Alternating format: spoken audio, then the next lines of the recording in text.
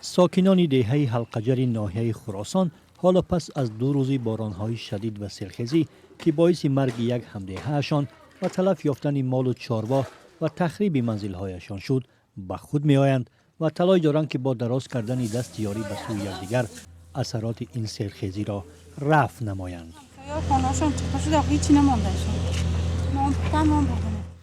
بارشات سخت و در پی فرآمدن سیل در شامگاه 21 مارس شادی ساکنان دهه حلقجر در جماعت صدرالدین عینی ناحیه خراسان را که به جشن نوروز آمادگی می‌گرفتند برهم زد و نیز یک خانواده را ماتم زده کرد. مقامات میگویند در نتیجه سیل در این محل 1 نفر به هلاکت رسیده است. خفناک 760 نفر روز اول اواکواسیون نمودند از جای خفناک به جای بیخف تحلیل کرده شده است.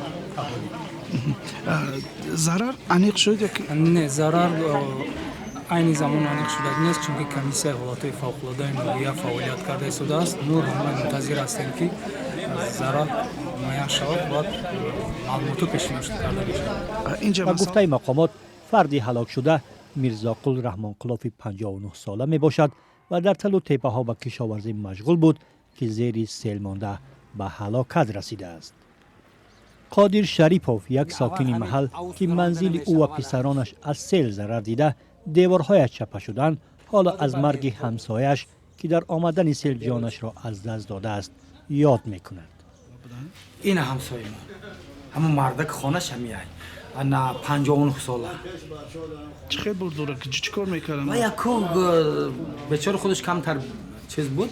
همین مسجد نماز خوانده هم سادگیش تا سولی خانه‌اش گذای سادگیش تا اكو هیچ کس ندیده که بعد چخل برده. همون دیده که سولی خانه‌اش رفت سادگیش تا سیل گرفته رفتش. ظریفه حیات و ساکن دیگر این دهه که دهشت بند ماندن سیلاب را در حولیش مشاهده کرده است، حالا نیز در حالت شاک است و میگوید قریب مانده بود که زیر سیل بمانند. یک کشتی میره به او که دست ترومد شاید که ترومد میموند هیچی مونده که نیستن. اوز میگیرم که مرزی کن بودن اکنشی که ما میموندی.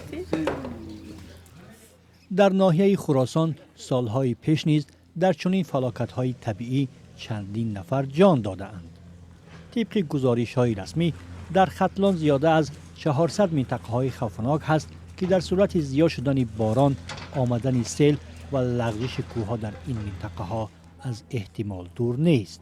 در همین حال مسئولین کمیته حالت‌های فوق‌العاده تاجیکستان گفتند از شهروندان دعوت می‌کنند که تا روز 27 مارس از احتیاط کار بگیرند و از سفرهای بدون ضرورت خودداری نمایند، چون با گفته مقامات تا آخر هفته هواشناسان بارش‌های سخت را پیش بینی می‌کنند.